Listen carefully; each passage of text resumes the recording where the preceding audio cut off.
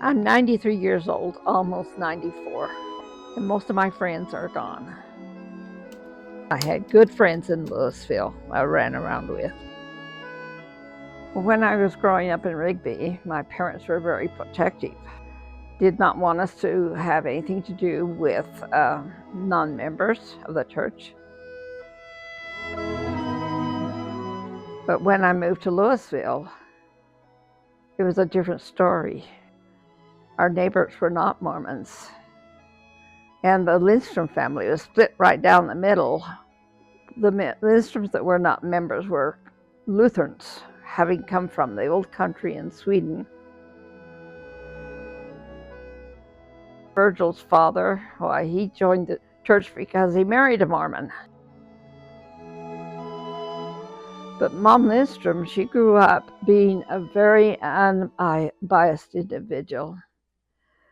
I was so impressed with her.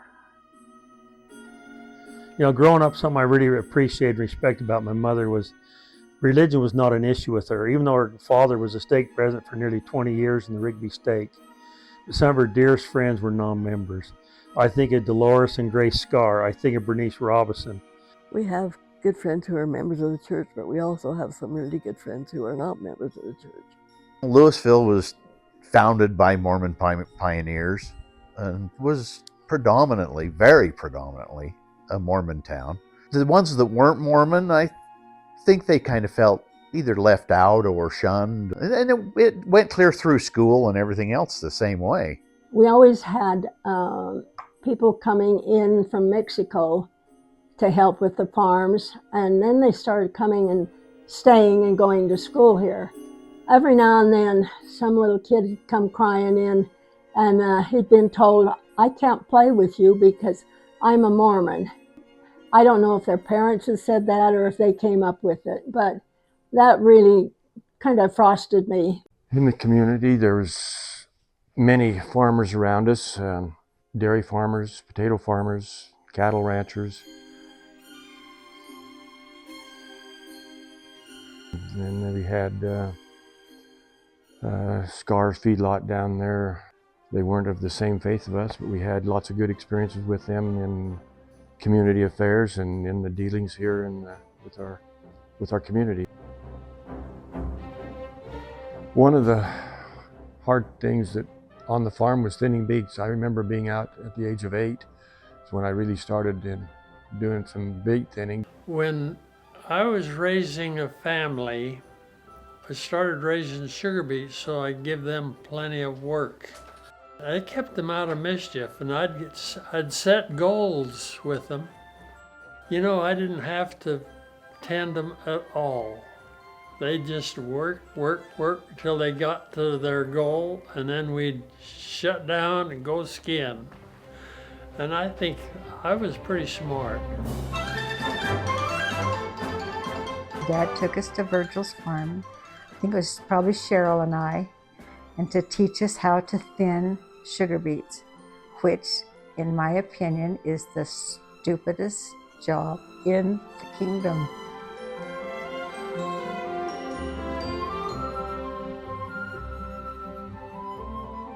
My dad grew sugar beets and potatoes, and that one year in the 70s, I can't remember which year, it was just wicked cold, snow, frozen.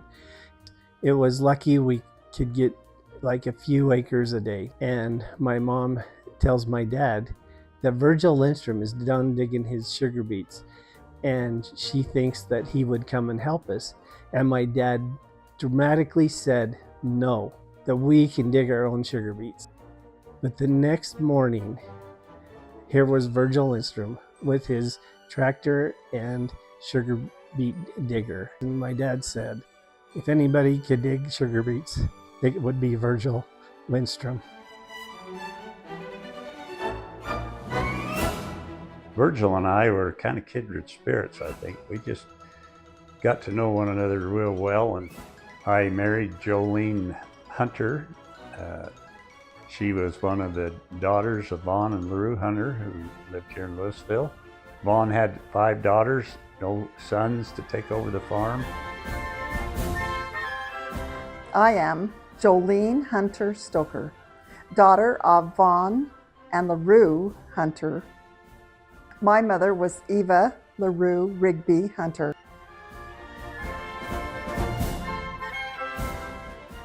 Anyway, I was called Street. LaRue means street.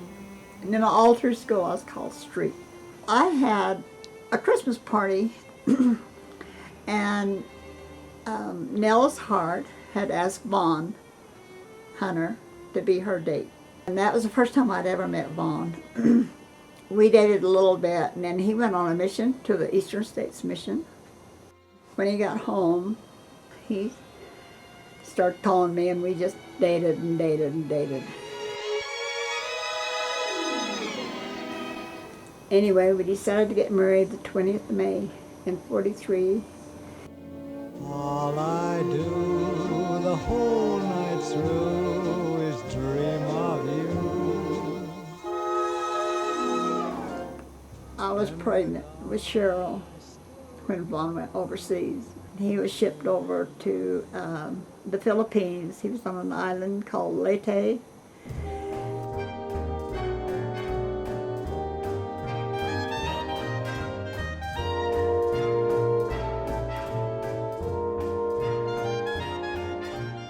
You know, 5 beautiful girls. Every time we had a girl, everybody felt bad for us, but we were just a tickle. We loved, and it was fun having 5 girls.